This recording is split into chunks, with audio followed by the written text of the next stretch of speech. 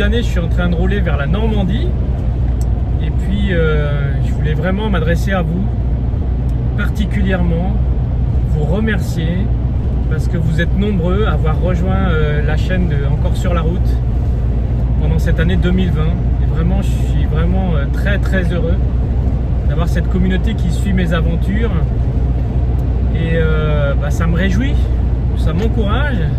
Du coup, j'ai envie encore plus de faire des vidéos, de faire plus de vidéos. Et voilà, de vous impliquer encore davantage dans mes voyages, dans mes déplacements, dans la mise en place de cette van life à 100% qui j'espère se fera pendant le courant de l'année 2021. Et en tout cas, merci beaucoup d'être là. Merci beaucoup de me suivre. Merci beaucoup pour vos petits mots, pour vos commentaires, pour vos vœux. Vraiment, merci. Évidemment, en ce début 2021, moi aussi, je voudrais vous souhaiter une très très bonne année. Bien meilleure que celle de 2020. Vraiment une très bonne année. Bien sûr, une très bonne santé, parce que sans la santé, on ne peut rien faire. Et je me réjouis de ce que nous allons vivre pendant cette nouvelle année. Hop, là, il y a un virage. Ouais, je suis vraiment très très excité par cette nouvelle année qui commence. En plus, j'ai du soleil là qui me chauffe sur le côté. J'ai l'impression d'être en été, pas tout à fait quand même, mais presque. En tout cas, merci beaucoup. Et puis, je vous invite à découvrir le contenu de cette vidéo. Alors, à très bientôt sur les routes, dans les vidéos, sur YouTube, sur Instagram, sur Facebook. N'oubliez pas de vous abonner à la chaîne. N'oubliez pas de liker la vidéo, de mettre un petit pouce, de cliquer sur la cloche, comme ça vous êtes informé des nouvelles vidéos. Et bien sûr de mettre un commentaire constructif, ça m'encourage vraiment.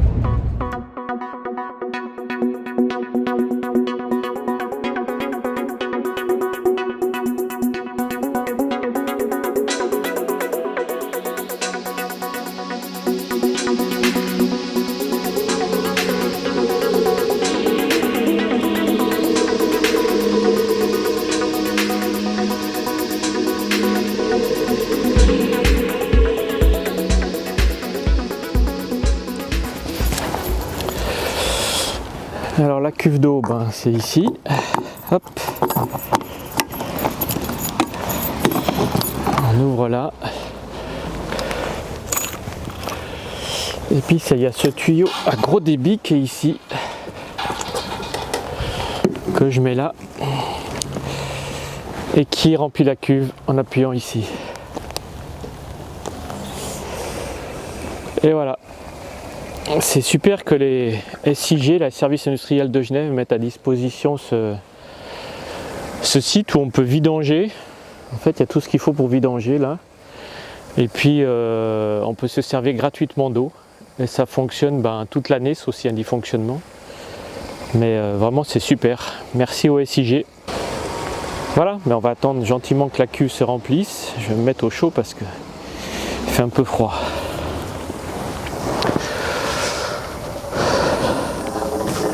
Ah, c'est plein, parfait.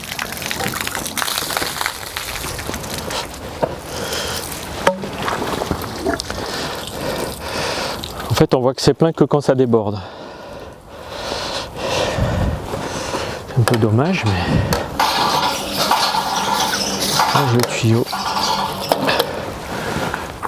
Donc Oscar, c'est 100 litres d'eau dans la cuve. Plus 10 litres dans le chauffe-eau. Donc en gros on a 110, 115 litres quoi. D'eau, ça va. Surtout pour une personne, c'est suffisant. Voilà, c'est parti.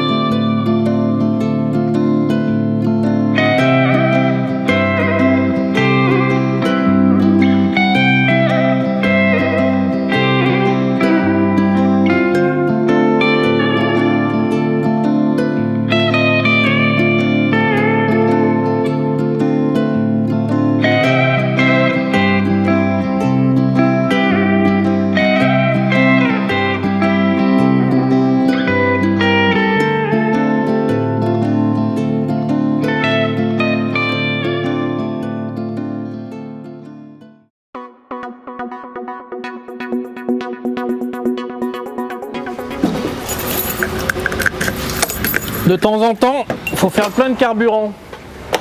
Gasoil.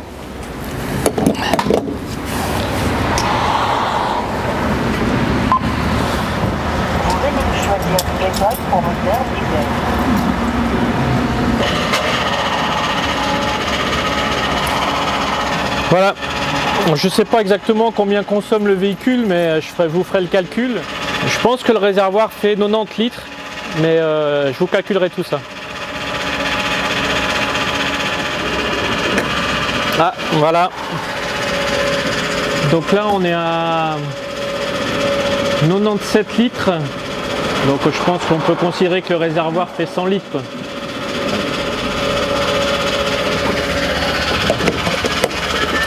Voilà. Surtout ne pas oublier de refermer. Hop. Et c'est reparti pour un tour. Donc j'ai calculé la consommation d'Oscar et j'arrive à 9 litres 28, donc on va dire entre 9 litres et 9 litres et demi pour 100 km, ce qui nous donne une autonomie autour des 1000 km, ce qui me paraît raisonnable pour un véhicule de ce type. Donc Oscar fait 3 tonnes 5, enfin le poids exact je ne le connais pas, mais c'est un véhicule 3 tonnes 5 et 6 mètres 40 de longueur.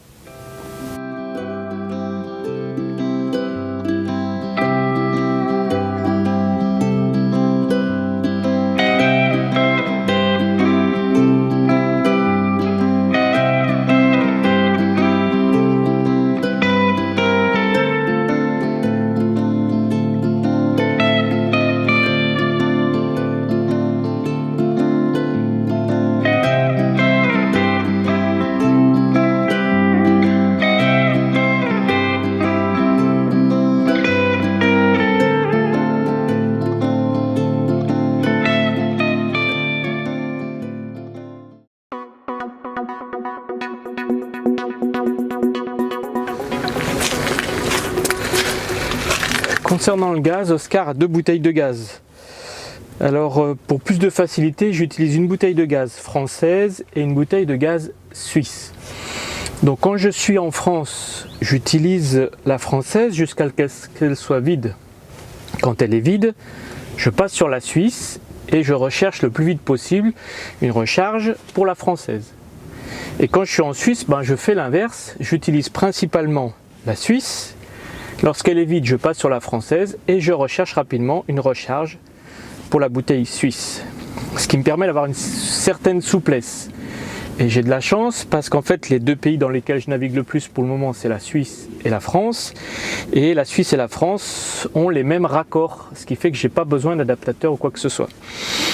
Donc, je vais installer la bouteille suisse au fond, puisque je suis en France, ce qui va me permettre en fait de mettre je mets toujours en fait au fond la bouteille qui me sert de réserve, pas celle que j'utilise. Celle que j'utilise, c'est celle qui est devant. Et maintenant, je vais mettre la française, qui est beaucoup plus lourde, bouteille en métal, alors que la suissesse est en résine. Un peu plus compliqué à poser et à fixer également. Voilà, donc je fixe également la deuxième bouteille pour éviter qu'elle se promène sur la route. Et je branche dessus le manot détendeur. Et voilà, mes bouteilles sont installées. Au niveau consommation de gaz, c'est très variable puisque ça dépend beaucoup de la saison. L'été, la consommation est quasi nulle puisqu'en fait le gaz l'été ne sert que à faire la cuisine et puis un petit peu le chauffe-eau. Et par contre l'hiver, c'est le chauffage de la cellule qui prend le plus de consommation et ça peut varier. Alors en Suisse, avec les bouteilles un petit peu plus petites et les températures plus basses, une bouteille dure à peu près 3 jours.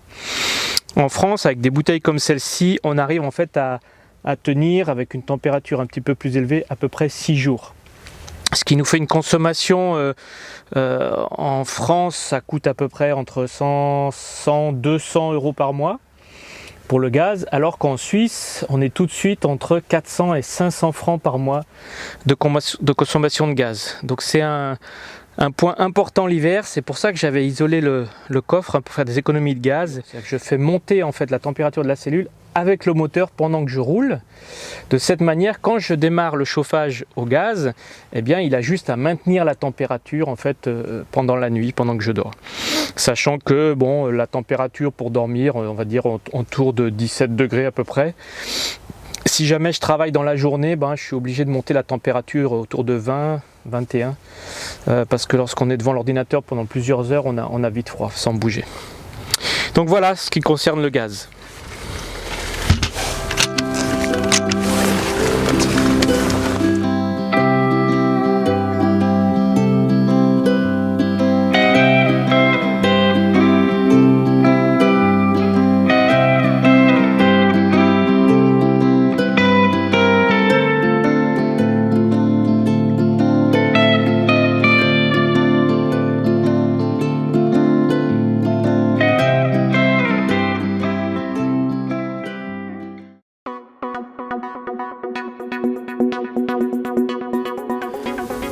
En ce qui concerne l'électricité, Oscar n'est pas très généreux, puisqu'en fait il y a juste pour la partie 12 volts ces deux prises sur le tableau de bord du véhicule, donc une prise allume-cigare et une prise USB, que j'ai fait modifier à l'achat du véhicule. J'ai demandé à ce qu'elles soient accessibles, c'est-à-dire qu'elles aient du courant après contact et non pas avant contact comme c'est d'origine, puisque comme il n'y a aucune autre prise dans le véhicule, c'est les deux prises que j'utilise majoritairement. Donc Oscar possède au total 3 prises comme celle-ci, donc des prises 220 volts. Ces deux-là sont sur le plan de travail de l'espace cuisine, et il y en a une également sous la table où on mange. Évidemment, ces prises ne fonctionnent que lorsque le véhicule est branché au 220, c'est-à-dire quasi jamais en fait. Donc voilà, on a fait le tour des branchements dans Oscar, c'est-à-dire très très peu. Donc j'ai trouvé quelques petites astuces pour pallier à ces soucis. Donc pour avoir du 220 volts et notamment pour recharger mon ordinateur, j'utilise ce convertisseur 12 volts 230 volts. C'est un 150 watts, c'est largement suffisant pour l'ordinateur, et puis il est branché avec cette prise dans la prise d'allume-cigare que je vous ai montré à l'avant. C'est une de mes possibilités pour recharger mon ordinateur.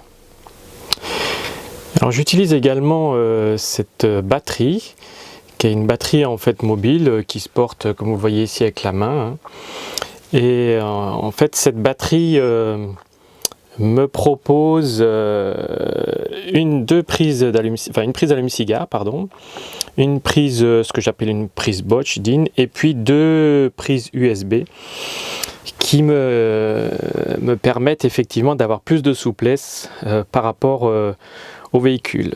Donc cette batterie, je peux la charger de 2 manières, soit avec le 12 volts ici.